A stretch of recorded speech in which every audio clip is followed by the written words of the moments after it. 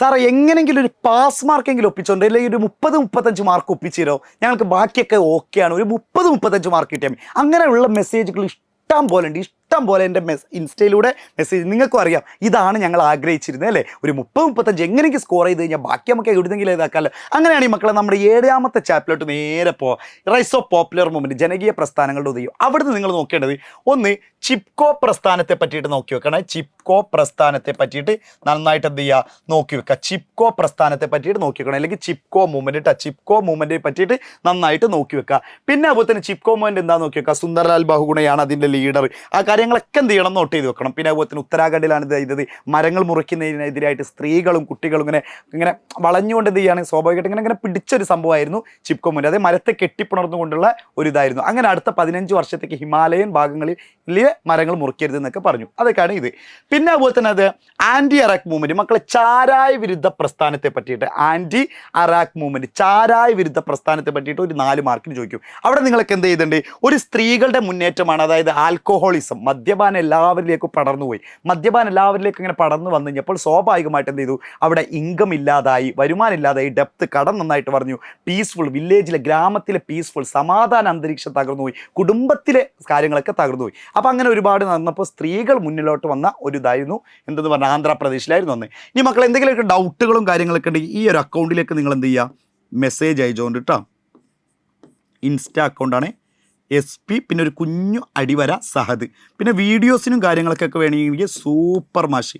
മക്കളെ പലരും super മാഷി type ചെയ്തിട്ട് കാണില്ലെന്ന് പറയുന്നുണ്ടായി. 2 ഓട്ടിട്ടാണ് നിങ്ങൾ 3 ഓടണം. ഒരു സ്റ്റൈലും പേര് സൂപ്പർ മാഷി. ഈ 2 അക്കൗണ്ട് നിങ്ങൾ ഫോളോ ചെയ്തിച്ചോ. മെസ്സേജ് അയക്കുകയാണെങ്കിൽ ആദ്യത്തെ അക്കൗണ്ടിലാണ് മെസ്സേജ് അയക്കേണ്ടത്. നിങ്ങൾക്ക് എന്തൊക്കെ വീഡിയോസ് വേണോ, എന്തൊക്കെയാണ് നിങ്ങളുടെ ഡൗട്ടുകൾ എന്നുള്ളത് കേട്ടോ. അപ്പോൾ ആ കാര്യങ്ങളൊക്കെ എന്ത് ചെയ്യണം, നോക്കി വെക്കണം. ഇനി അടുത്ത് നമ്മൾ നോക്കി. അപ്പോൾ ഈ 2 അക്കൗണ്ട് മറക്കണ്ട, ഇപ്പം തന്നെ എന്ത് ചെയ്തോളൂ, വേണമെങ്കിൽ ഫോളോ ചെയ്തിട്ട് ഫോൺ കയ്യിലുണ്ടാവുമല്ലോ. ഓക്കെ, ഇനി നമുക്ക് നോക്കേണ്ടത് prepare note on Narmada Bachao Andolan. Narmada Bachao Andolan അതെന്താ, നർമ്മദ റിവറിനെ പ്രൊട്ടക്ട് ചെയ്യാൻ വേണ്ടിയിട്ട് അവിടെ കുറേ ഡാമുകൾ, ചെറുതും വലുതും മീഡിയം ടൈപ്പുള്ള ഡാമുകൾ വന്ന് അങ്ങനെ വന്നു കഴിഞ്ഞാൽ ഒരുപാട് ആൾക്കാർ അവിടെ കുടിയൊഴിപ്പിക്കപ്പെടും. അവരുടെ ജീവിത സാഹചര്യങ്ങൾ മാറിപ്പോവും. സ്വാഭാവികമായിട്ട് അവരുടെ സ്കിൽ, അതായത് അവരുടെ ഒരു തൊഴിൽ സാധ്യതകളൊക്കെ എന്ത് ചെയ്യും, ഇല്ലാതായി പോകും. അങ്ങനത്തെ കുറേ കാര്യങ്ങളൊക്കെ നോക്കി വെക്കാം. ഇനി റീജിയണൽ ആസ്പിറേഷൻ, 8ാമത്തെ ചാപ്റ്ററാണ്.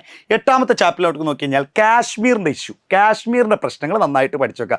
കാശ്മീരിൻ്റെ ഇഷ്യൂ ഒരു ഇൻറ്റേർണൽ അല്ലെങ്കിൽ ഒരു പാകിസ്ഥാൻ പ്രശ്നം മാത്രമല്ല, അത് ഇൻറ്റേർണലും, അതായത് ആഭ്യന്തരവും പിന്നെ എക്സ്റ്റേണൽ ബാഹ്യതലമായിട്ടുള്ള കുറേ പ്രശ്നങ്ങളുണ്ട്. അതെന്ത് ചെയ്യണം, 5 മാർക്കിന് 2023 ചോദിച്ചിട്ടുണ്ട്. കൊറോണ സമയമൊന്നുമല്ല, 2023 5 മാർക്കിന് ചോദിച്ച ഒരു ക്വസ്റ്റ്യനാണ് കാശ്മീരിൻ്റെ ഇഷ്യൂ. ആ കാശ്മീരിൻ്റെ ഇഷ്യൂ മക്കൾ എന്ത് ചെയ്യണം, നന്നായിട്ട് നോക്കിക്കണം. പിന്നെ ഏറ്റവും കൂടുതൽ ഇമ്പോർട്ടൻ്റ് ആണ് എന്തെന്ന് പറയുന്നത് പഞ്ചാബ് അക്കോർഡ്. പഞ്ചാബ് ഉടമ്പടിയുടെ പ്രധാന വ്യവസ്ഥകൾ എന്തൊക്കെയാണ്, പഞ്ചാബ് ഉടമ്പടിയുടെ പ്രധാനപ്പെട്ട വ്യവസ്ഥകൾ എന്തൊക്കെയാണ്, പഞ്ചാബ് ഉടമ്പടിയുടെ പ്രധാനപ്പെട്ട വ്യവസ്ഥകൾ എന്തൊക്കെയാണെന്നുള്ളത് മക്കൾ ആരൊക്കെ തമ്മിലാണ്, രാജീവ് ഗാന്ധിയും ഹർചന്ദ് സിംഗ് ലോങ്കവാളും അവർ തമ്മിലുള്ള ഒരു കരാറാണ് പഞ്ചാബ് കരാർ. അതിൽ 5 വ്യവസ്ഥകളുണ്ട്. അതായത് ചണ്ഡീഗഡിലേക്ക് പൂർണ്ണമായിട്ടും മാറ്റണം, പിന്നെ ട്രൈബ്യൂണലിൽ നിയമിക്കണം, പിന്നെ അവർ തമ്മിലുള്ള അതിർത്തി, ഹരിയാനയും പഞ്ചാബും തമ്മിലുള്ള അതിർത്തി തർക്കം പ്രശ്നം പരിഹരിക്കണം, കോമ്പൻസേഷൻ കൊടുക്കണം, പിന്നെ അതുപോലെ തന്നെ സായുധ സേന പിൻവലിക്കണം. അങ്ങനെ 5 കാര്യങ്ങൾ ഉണ്ട്. ഓക്കെ, അപ്പോൾ അത് നോക്കി വെക്കുക. പിന്നെ 9ാമത്തെ ചാപ്റ്ററിലോട്ട് നോക്കിക്കഴിഞ്ഞാൽ മണ്ഡൽ കമ്മീഷൻ ഈ അടുത്തായിട്ട് ഇങ്ങനെ ചോദിച്ച് കണ്ടിട്ടുള്ള ഒരു ക്വസ്റ്റ്യനാണ്. മണ്ഡൽ കമ്മീഷൻ എന്ത് ചെയ്യുക, നോക്കി വെക്കുക കേട്ടോ. ഓക്കെ ആണല്ലോ, മണ്ഡൽ കമ്മീഷൻ. പിന്നെ 7ാമത്തെ ഇതിലേക്ക് പോയി കഴിഞ്ഞാൽ നേരെ what are the 3 components of Indian security strategy, അതായത് ഇന്ത്യയുടെ സുരക്ഷാ തന്ത്രങ്ങളുടെ 3 പ്രധാന ഘടകങ്ങൾ എന്തെല്ലാം. ആ 3 കാര്യങ്ങളുണ്ടല്ലോ, ആ 3 കാര്യങ്ങൾ നോക്കി വെക്കുക. ഒന്ന് സ്ട്രെങ്തൻ ഇൻ മിലിറ്ററി ക്യാപ്പബിലിറ്റീസ്, സൈനിക ശേഷി ശക്തിപ്പെടുത്തുക. Strengthen international norms and international institution, അന്താരാഷ്ട്ര മാനദണ്ഡങ്ങളും അന്താരാഷ്ട്ര സ്ഥാപനങ്ങളും ശക്തിപ്പെടുത്തുക.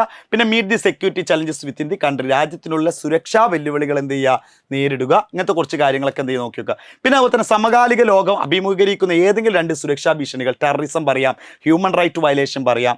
ഓക്കെ, ഇനി 8ാമത്തെ ചാപ്റ്റർ 2.8 നോക്കിയാൽ പാരിസ്ഥിതിക പ്രശ്നങ്ങളിൽ ഇന്ത്യയുടെ നിലപാട് എപ്പോഴും ക്രിയേറ്റീവാണ്. അങ്ങനത്തെ ഇന്ത്യയുടെ നിലപാടുകൾ എന്തൊക്കെയാണ്, എൻവയോൺമെൻറ്റൽ ഇഷ്യൂയുടെ കാര്യങ്ങൾ, അതൊക്കെ എന്ത് ചെയ്യണം, നോക്കി വെക്കണം. പിന്നെ 30 മാർക്ക് നമ്മൾ ഒപ്പിക്കണ്ടേ. What mean by common but differentiated responsibility, അതായത് മലയാളം കൂടി ഇത്തരം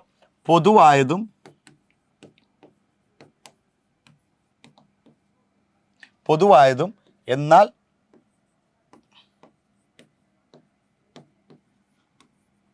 വ്യത്യസ്തമായതുമായ ഉത്തരവാദിത്തങ്ങൾ.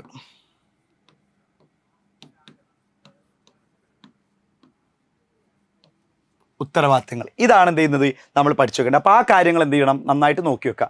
പിന്നെ ഇതിൽ ആ ഒരു ക്വസ്റ്റ്യൻസ് ഒക്കെയാണ് മെയിനായിട്ട് എന്ത് ചെയ്യുന്നത് ഇതിൽ നമ്മൾ നോക്കിയത്. പിന്നെ റിയോ സമ്മിറ്റ്, ഭൗമ ഉച്ചകോടിയുടെ പരിണിത ഫലങ്ങൾ, ഭൗമ ഉച്ചകോടി എവിടെയാണ് നടന്നതെന്നുള്ള വൺ വേർഡ് ചോദിക്കാം. അപ്പോൾ മക്കൾ ഇതൊക്കെയാണ് ഇതിൽ പഠിച്ചു വെക്കേണ്ടത്. ഇനി വീണ്ടും പറയുകയാണ്, ഈ അക്കൗണ്ട് നിങ്ങൾ മറക്കേണ്ട, നിങ്ങൾക്കായിട്ട് എക്സാം കഴിയുന്നത് വരെ നിങ്ങൾക്കായിട്ട് മാറ്റിയേക്കാം. അത് കഴിഞ്ഞാൽ സാർ ഞങ്ങൾ മറക്കും, അങ്ങനെ അല്ല കേട്ടോ. നിങ്ങൾക്ക് ചിലപ്പോൾ +2 കഴിഞ്ഞാൽ ഭാവിയിൽ സാർ ഇന്ന കോഴ്സ് എടുത്ത് അടിപൊളിയാവും. അപ്പോൾ നമ്മളെ കൊണ്ട് അറിയാവുന്ന, എനിക്ക് എല്ലാം അറിയുന്നില്ല പറഞ്ഞു, പക്ഷേ നമ്മളെ കൊണ്ട് സഹായിക്കാൻ പറ്റിയ കാര്യങ്ങളൊക്കെ നിങ്ങളെ സഹായിക്കും. കാരണം ഒന്നും പൈസ ആഗ്രഹിച്ചിട്ടൊന്നുമില്ല. പക്ഷേ എവിടെയെങ്കിലൊക്കെ നിങ്ങൾ ഒന്നില്ലെങ്കിൽ ഒന്നും ആഗ്രഹിച്ചിട്ടില്ല എന്ന് പറയേണ്ട, ഞാൻ സിമ്പിളായിട്ട് പറയാം, നിങ്ങളൊരു അഡ്വക്കറ്റായി, ഞാൻ ചിലപ്പോൾ എന്തെങ്കിലുമൊക്കെ ഒരു പ്രശ്നത്തിൽ പെട്ട് കഴിഞ്ഞാൽ നിങ്ങളോട് സമീപിക്കുക. നിങ്ങൾ കളക്ടറായി, അപ്പോൾ സ്വാഭാവികമായിട്ട് ഞാൻ പഠിപ്പിച്ച ആളാണല്ലത്. നിങ്ങൾ പോലീസായി, നിങ്ങൾ വേറെ എന്തെങ്കിലുമൊക്കെ ആയി, അപ്പോൾ സ്വാഭാവികമായിട്ട് അത്രയൊക്കെ തന്നെ. ഞാൻ അതൊക്കെ തമാശ പറഞ്ഞാണ്. എന്നാലും എന്ത് ചെയ്യുക, നിങ്ങളിതാ നമ്മളെ കൊണ്ട് ഒരാൾക്കെങ്കിലും എന്തെങ്കിലും ഉപകാരം, പൈസ ആയിട്ട് നമുക്ക് എന്തായാലും ഉപകാരം കൊടുക്കാൻ കഴിയണില്ല, പക്ഷേ ഇതെങ്കിലും നടന്നോട്ടെ. അപ്പോൾ ഈ 2 അക്കൗണ്ട് നിങ്ങൾ ഫോളോ ചെയ്ത് വെക്കുക, നിങ്ങൾക്ക് ഉപകാരം ഉണ്ടായിരിക്കും. മക്കളെ സെറ്റാക്കുക, അടിപൊളിയാക്കുക. അപ്പോൾ ഇന്ന് കൃത്യം 7 മണിക്ക് ലൈവ് ഉണ്ട്, അതും എന്ത് ചെയ്യണ്ട, മറക്കണ്ട.